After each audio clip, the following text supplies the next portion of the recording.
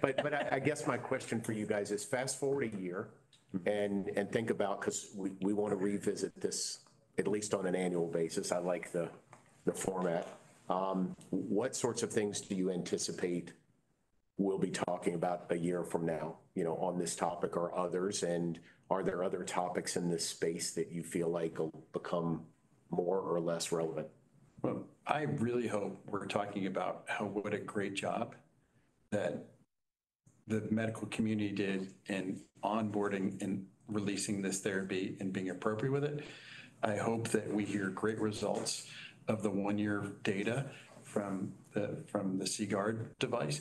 I also hope we hear we've completed 2 new direct carotid access trials. Contigo Medical's doing one, Inspire's doing one. And I hope that we hear that there's other investments in the space so that the technology continues to improve. I mean, we've seen the best results for carotid stenting 2 weeks ago at VIEW ever.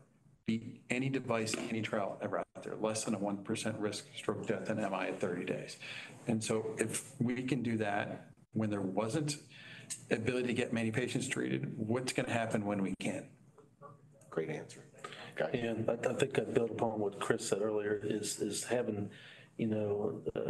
good training and teaching folks that it's okay to bail and that it's okay to look at a CTA and say, this one might be CEA, this one might be TKR, or this one's transfemoral. I think that teaching courses and training is huge. And I think that if it's done properly, I still predict that transfemoral is going to kind of go like that hospital administrator graph where you see they go through the roof. I think if we train them the right way and teach people when it's good to do and when it's not so good to do, I think that graph's gonna it's gonna go up pretty quick. But I think that teaching courses and are very important the next year or two.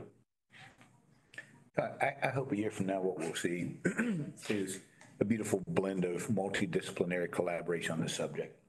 So that instead of silos, I've got this therapy, it's better than your therapy, they're all good therapies. And if we do the training together, as you mentioned, Patrick, if we learn from each other, that's how the field of vascular medicine, the vascular field has gotten much better. When we all collaborate, it's in the Viva model, for example, that's when the best outcomes are. So if that happens, if we do this responsibly, if we train people not only how to do it, but when to do it and when not to do it, and if everybody takes ownership of this together, then we're going to be in a really, really good spot with the technology and the procedure that we have.